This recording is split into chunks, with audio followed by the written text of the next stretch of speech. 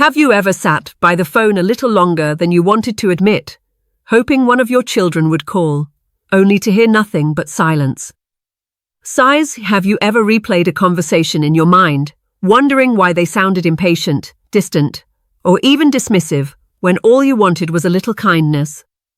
For many women over 60, this kind of pain cuts deeper than almost anything else.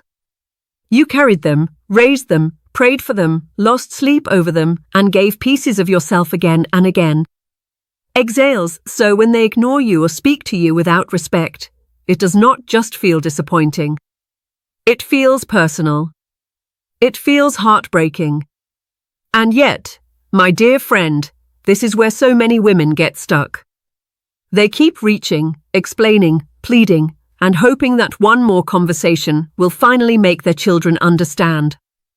They think, if I can just say it the right way, maybe they'll realize how much they are hurting me. But often, that only leaves them feeling more drained, more invisible, and more wounded than before. That is why this message matters so much. Because when your kids ignore you and don't respect you, God does not want you to lose yourself trying to win back what should have been given freely. He does not want you living as if your worth depends on whether someone calls, visits, or says thank you. He wants you to walk in wisdom, dignity, peace, and strength. He wants you to remember who you are in Him, even when others forget how to honor you. In this conversation, I want to speak to your heart as plainly and gently as I can. Not with empty comfort, and not with bitterness, but with truth that can help you stand taller again. Because you are not powerless here.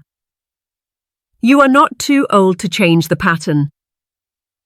And you are not called to spend the rest of your life begging for scraps of affection from the very people you once poured yourself into.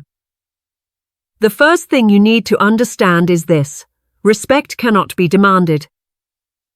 It can be invited, it can be modeled, it can be reinforced by healthy boundaries, but it cannot be forced. The moment you start chasing it, it begins slipping farther away. That may sound hard to hear, especially if you have already tried everything. Maybe you have cried in private after a cold text. Maybe you have told yourself to stay quiet, only to burst out one day because the hurt had piled up for too long. Maybe you have said, after all I've done for you, this is how you treat me. And if you have, you are not weak. You are human. You are a mother with a tender heart. But even so, that approach rarely changes anything in a lasting way. Why? Because grown children do not suddenly become respectful because they are scolded into it.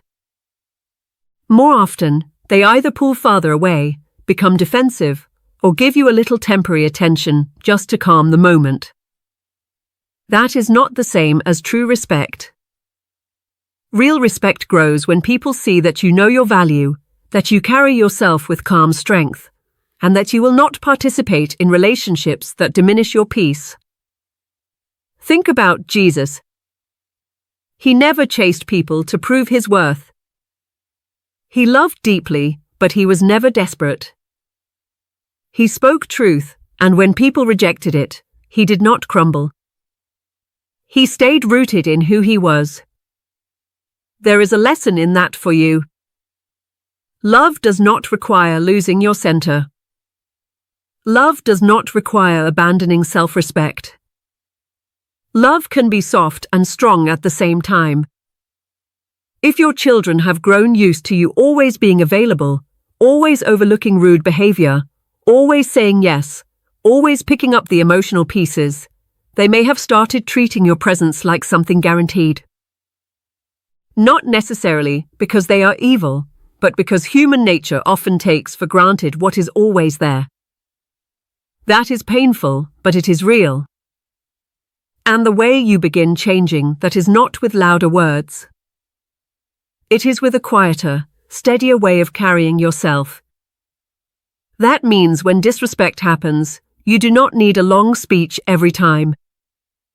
You do not need to explain your pain in 10 different ways, hoping one of them will finally land.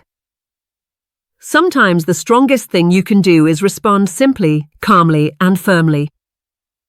A sentence like, "I'm not going to continue this conversation if you speak to me that way," can carry far more weight than tears, guilt, or arguing. It is not dramatic. It is not cruel. It is clear. And clarity is powerful. This kind of strength often feels unfamiliar to women who were taught that being a good mother meant endless patience, endless giving, and endless understanding. Many women in your generation were praised for sacrifice and silence. You were taught to keep the family together, smooth things over, not make waves, and put everyone else first. There is beauty in selflessness, yes, but there is danger when selflessness becomes self-erasure. God never asked you to disappear in order to prove your love. Sometimes respect begins returning only when you stop acting like someone who will accept anything just to keep a connection. That does not mean becoming harsh. It means becoming grounded. It means your children begin to see, maybe for the first time in years, that their mother is not emotionally collapsing every time they disappoint her. She is steady. She is thoughtful. She is no longer bargaining for kindness. And that changes the atmosphere more than many mothers realize. The second truth God may be asking you to face is just as important, and for many women it is even harder. You must begin breaking free from emotional dependence. This is the hidden chain that keeps so many mothers suffering long after the children are grown.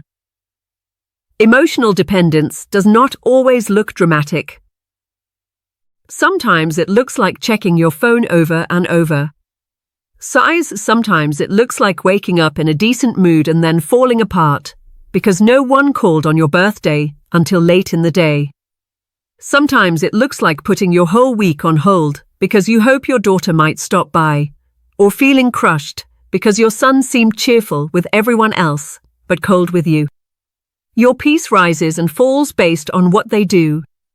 Your joy depends on whether they include you. Your sense of worth gets tangled up in their attention. My friend, that is too much power to hand to another human being, even your own child. Exhales, your children may love you in their own limited way, but they are not meant to be the source of your emotional stability. That place belongs to God. People are inconsistent. People are distracted. Pause, people are selfish, immature, busy, wounded, and complicated. If your heart is anchored only in what they give or withhold, you will be tossed around constantly. One kind message lifts you up. One ignored text pulls you under. That is no way to live. This is why Scripture reminds us to set our minds on things above, not on the unstable approval of people. It is why mature faith becomes so precious in this season of life.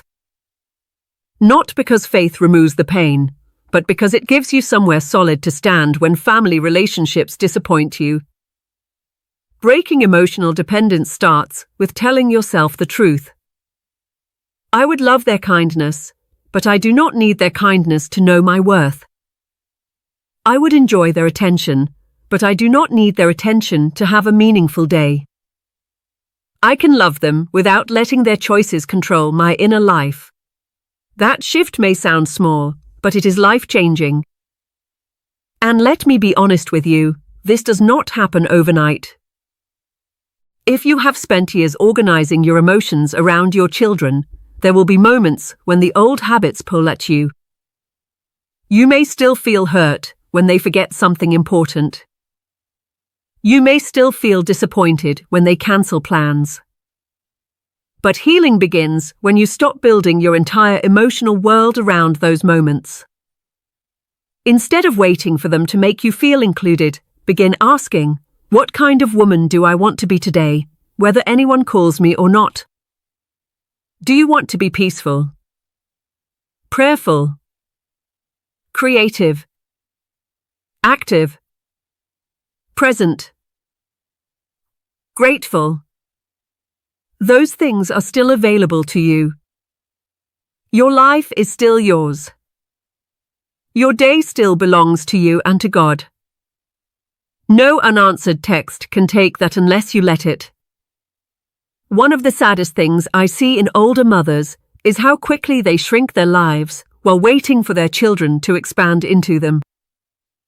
They stop making plans. They stop pursuing interests. They stop reaching out to others. They sit in emotional suspension, hoping that this week will finally be different. But the longer you live like that, the more your world becomes smaller and heavier. God did not keep you here just to wait by the window for scraps of attention. He gave you breath for more than that. He gave you wisdom, experience, compassion, and strength forged through years of living. Your life still has beauty in it. Your life still has purpose in it. And when you begin to believe that again, something inside you starts to come back to life. The woman who is emotionally dependent says, "I can only be okay if they treat me better." But the woman who is healing says, "I pray they treat me better, but I will be okay either way, because my peace is rooted deeper than their behavior." That is not coldness. That is freedom. That is spiritual maturity. That is dignity. And once a woman begins standing in that kind of freedom, her presence changes. Her words become fewer but stronger. Her expectations become clearer. Her sorrow no longer runs her life. She stops chasing, stops over-explaining, and stops begging to be valued. And in that quiet strength, something powerful begins to grow. When a woman begins to loosen the grip of emotional dependence, something subtle but powerful starts to shift inside her. She no longer feels the same urgency to react every time she feels overlooked. The silence that once felt unbearable becomes easier to carry.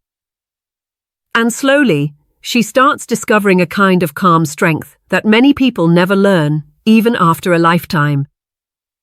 This brings us to something that can feel almost counterintuitive in today's world: the power of silence and serenity. We live in a culture where everyone is encouraged to react immediately.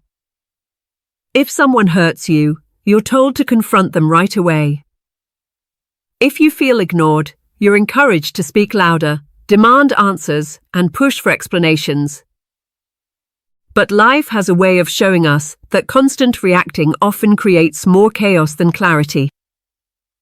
For many mothers, especially those who love deeply, the instinct is to keep talking until the relationship is fixed. Sized, they explain their feelings again and again, hoping their child will finally understand. They send long messages. They bring up past memories to remind their children how much they've done for them. They try to reason, persuade, and sometimes even plead. But what often happens? The child pulls back even more. The conversation becomes tense.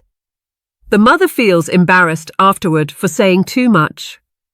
And the relationship grows heavier instead of healthier. Pause, there is another way, and it requires more strength than arguing ever will. That way is calm, intentional silence. Silence does not mean you are weak. Silence does not mean you accept poor treatment. Silence can actually be one of the strongest responses available to you when it is used with wisdom. It is the quiet refusal to chase people who are choosing distance. It is the decision to stop pouring words into ears that are not ready to hear them. Imagine a lake on a still morning. When the water is calm, it reflects the sky clearly. But when it is constantly disturbed, the surface becomes cloudy and restless. Your spirit works the same way. When you respond to every slight, every delayed message, every careless comment, your inner life becomes turbulent. But when you step back, breathe, and refuse to let every moment pull you into emotional storms, clarity returns. Serenity is not about pretending nothing hurts. It is about refusing to let pain dictate every move you make. If one of your children speaks sharply to you, you do not have to immediately launch into a lecture about respect. Sometimes the calmest response, something as simple as ending the conversation and stepping away, speaks louder than an hour of explaining. When people expect a reaction and do not receive one, it often forces them to think more deeply about their own behavior. Human nature has an interesting pattern. We tend to overlook what constantly chases us, but we notice what quietly withdraws its energy. When a mother stops trying to prove her worth and simply carries herself with quiet confidence, the dynamic begins to change. Not always overnight, and not always dramatically, but gradually the atmosphere shifts. Your children may begin to sense that you are no longer competing for their attention. They may notice that you are calmer, less reactive, less desperate for validation. And that calmness can awaken a different kind of awareness in them. But for this to work, it must be genuine. Silence used as a hidden strategy to manipulate someone back into your life will eventually reveal itself. Real serenity comes from inner healing, not from secret expectations. It comes from the decision that your peace matters enough to protect it. That peace becomes much easier to protect when you release another heavy burden many mothers carry for years, guilt. Guilt has a quiet way of shaping the way parents relate to their adult children. Even when those children are fully grown, many mothers still carry a long list of regrets in their hearts. Maybe you remember moments when you lost patience when they were young. Maybe you worked long hours and wonder if you missed important things. Maybe you wish you had been softer in some situations or firmer in others. These thoughts can linger for decades. When your children ignore you or treat you poorly, that guilt can become even louder. A voice inside you whispers, "Maybe I deserve this. Maybe I wasn't the mother they needed. Maybe this is the consequence of something I did wrong." But living under that weight will slowly drain the joy out of the years you have left. There is no such thing as a perfect parent. Every mother makes mistakes. Every family has moments they wish they could rewrite. You raised your children with the knowledge, strength, and circumstances you had at the time. That is all any human being can do. If your children are adults now, they are also responsible for their own growth, their own forgiveness, and their own character. It is not your job to carry every unresolved emotion for them. It is not your role to remain forever apologizing for being human. When guilt controls your heart, it makes you vulnerable. You begin tolerating behavior that hurts you because you feel you have something to make up for. If your child brings up an old mistake, you immediately retreat, trying to prove you are still worthy of their love. You soften your boundaries because you fear being seen as selfish or cold. But love built on guilt is fragile. It turns relationships into quiet negotiations instead of honest connections. Freeing yourself from guilt does not mean pretending you never made mistakes.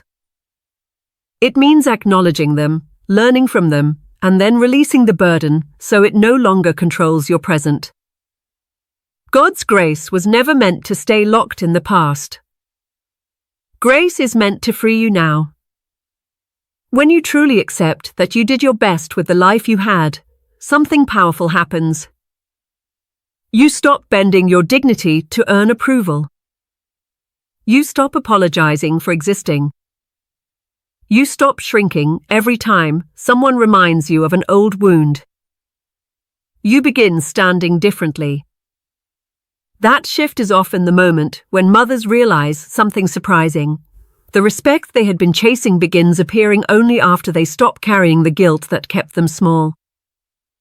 Once guilt loosens its grip, another important step becomes possible. It is a step that many mothers struggle with for years, but it is one of the most transformative changes you can make in this stage of life. Learning to say no.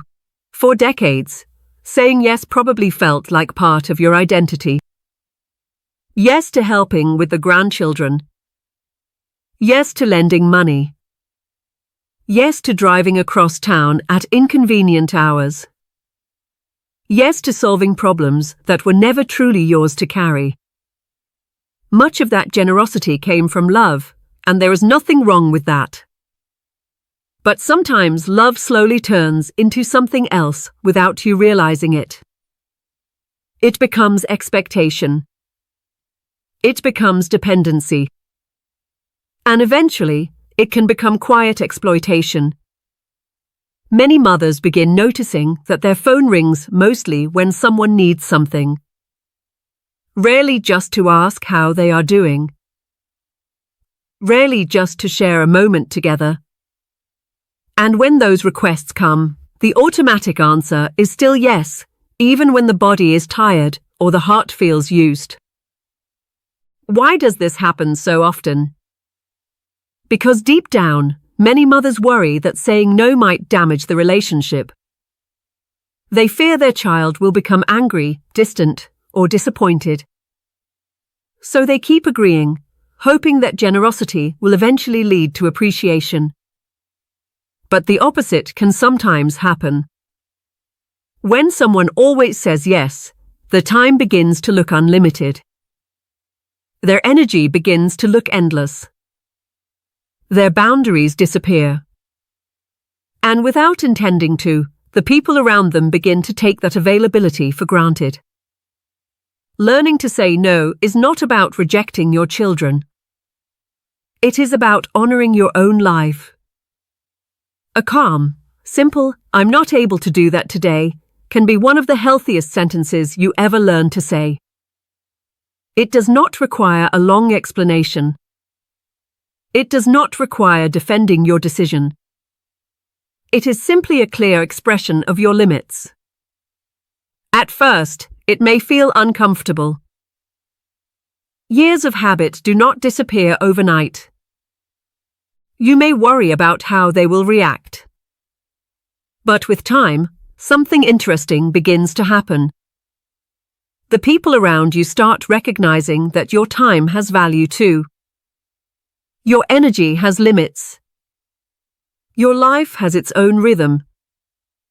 And perhaps most importantly, you start recognizing that truth as well. When a woman reclaims the ability to say no without guilt, she begins rediscovering parts of herself that were buried under decades of constant giving. Her days open up in new ways. Her energy returns. Her sense of identity expands beyond the role of always being the one who sacrifices.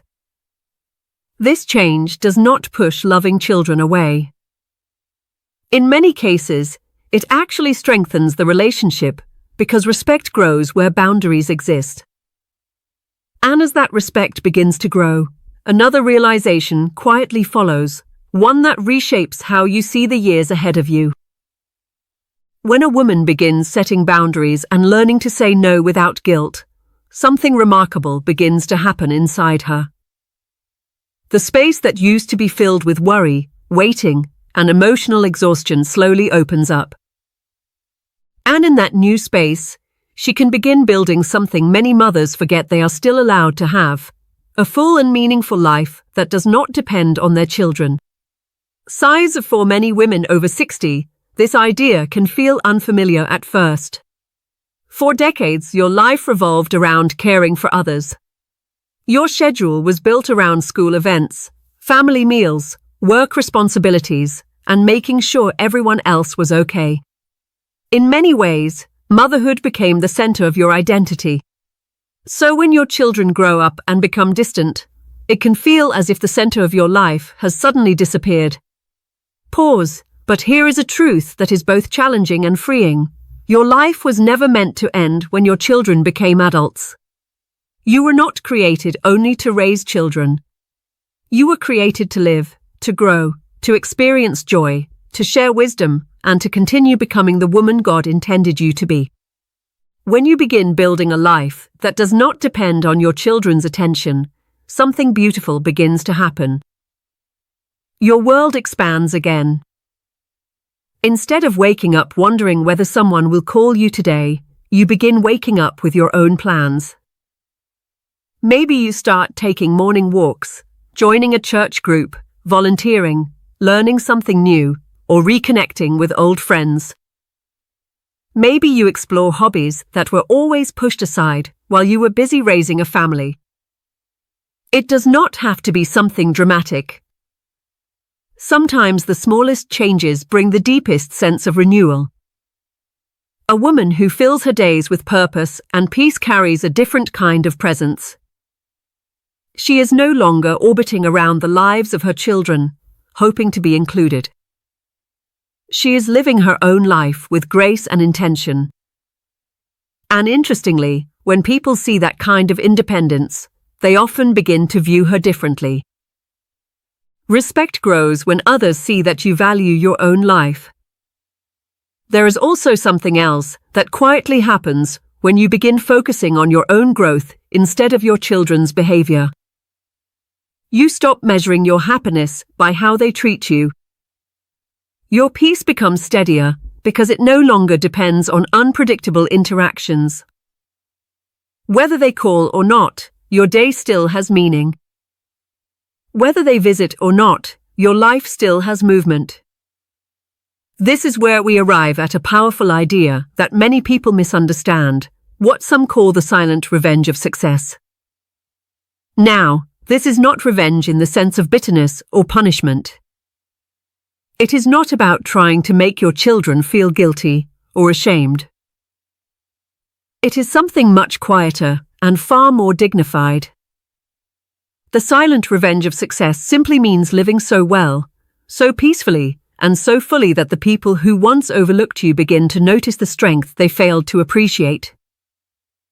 When a mother spends years chasing attention, explaining her pain, and waiting for recognition, she often appears fragile in the eyes of others.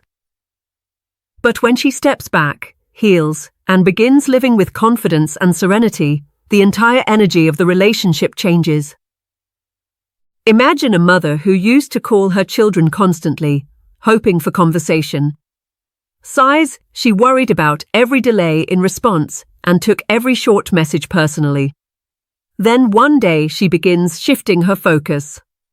She fills her days with meaningful activities. She surrounds herself with people who appreciate her presence. She carries herself with quiet joy. Her children begin to notice that something has changed. The desperation they once sensed is gone. The pressure they once felt has disappeared. Instead of needing their attention to feel complete, she seems content and alive. Curious, that kind of transformation can awaken something in people. Sometimes curiosity. Sometimes admiration. Sometimes even regret. But whether they respond or not, the important thing is that the mother herself is no longer trapped in the same painful pattern. Exhales, living well becomes its own victory. Another important truth to remember in this season of life is that time has its own way of putting everything in its right place. Many mothers hold on to the hope that one day their children will suddenly realize how much they have been taken for granted. Sometimes that does happen. Life has a way of humbling people as they grow older, face challenges, and begin understanding the sacrifices their parents made. But waiting for that realization should never become the center of your life. Time will continue moving forward whether your children change or not. The years ahead of you are precious. Every day you spend trapped in resentment, guilt, or longing is a day that cannot be returned. God did not give you these years simply to sit in sorrow. He gave them to you so you could continue growing into wisdom, peace, and purpose. There may come a day when your children reach out with new understanding. If that happens, you will be able to welcome them without bitterness, because you have already built a life that is whole. And if that day never comes, you will still have lived with dignity and fullness. That is the kind of freedom many people spend their entire lives searching for. Of course, reaching this place often requires confronting a few inner obstacles that hold people back. One of the most common is the belief that it is simply too late to change. Many women in their 60s and 70s quietly tell themselves that their best years are behind them. They think new beginnings belong to younger people. They assume that their role in life has already been completed. But that belief is one of the greatest illusions you can carry. As long as you are alive, your story is still unfolding. Some of the most meaningful chapters of life begin in the later years, when you finally have the wisdom to choose peace over pressure and authenticity over expectations. You are not too old to learn something new, to deepen friendships, to serve others, to grow spiritually, or to rediscover joy in simple moments. Another obstacle many women face is the fear of loneliness. When children become distant, the quiet spaces in life can feel heavy. But loneliness and solitude are not the same thing. Loneliness feels empty and painful. Solitude, on the other hand, can become a place of deep reflection, healing, and spiritual connection. When you stop fearing time alone and begin using it as an opportunity to nurture your relationship with God, your inner world becomes richer. Prayer becomes deeper. Gratitude becomes clearer. And the quiet moments that once felt uncomfortable begin to feel peaceful. There is also the concern about health or energy. Some women worry that physical limitations will prevent them from starting new things. It is true that aging brings changes to the body, but it does not erase the strength of the mind and spirit. Even small steps toward a more engaged life can make a tremendous difference in how you feel each day. A short walk, a conversation with a friend, volunteering a few hours a week, reading something inspiring, or helping someone who needs encouragement, these simple actions can restore a sense of purpose that waiting alone at home can never provide. The key is not perfection. The key is movement. When you stop letting excuses define your future and begin taking small steps forward, your confidence grows. The heaviness that once surrounded your relationship with your children slowly lifts, because your entire identity is no longer tied to their approval. You begin living from a place of self-respect. And that brings us to the heart of everything we have talked about today. When your kids ignore you and don't respect you, God is not asking you to chase their attention. He is inviting you to step into a stronger, wiser, more peaceful version of yourself. He is asking you to remember that respect cannot be demanded, but dignity can be lived. He is encouraging you to release emotional dependence and reclaim your inner peace. He is reminding you that silence and calm strength often speak louder than arguments. He is freeing you from the guilt that has kept you small for too long. He is teaching you that saying no can protect your spirit, that building a life beyond your children can restore your joy, and that living well is far more powerful than trying to prove your worth. Most importantly, he is reminding you that time is still a gift, and how you live it from this moment forward is in your hands. If this message spoke to your heart today, I would truly love to hear from you. Many women watching this video are walking through the same emotions, and your story may encourage someone else who feels alone in their pain. Share your thoughts or experiences in the comments so we can support each other with understanding and kindness. And if you found this conversation helpful, please take a moment to like the video and subscribe to the channel Elderly Faith Journey. This community is here to offer encouragement, wisdom, and faith-centered guidance for this beautiful season of life. Remember, your value does not fade with age. Your wisdom deepens, your faith grows stronger, and your life continues to hold meaning beyond anything you may have imagined. The years ahead of you can still be filled with peace, purpose, and quiet strength. Here's to living with dignity, faith, and joy at every stage of life.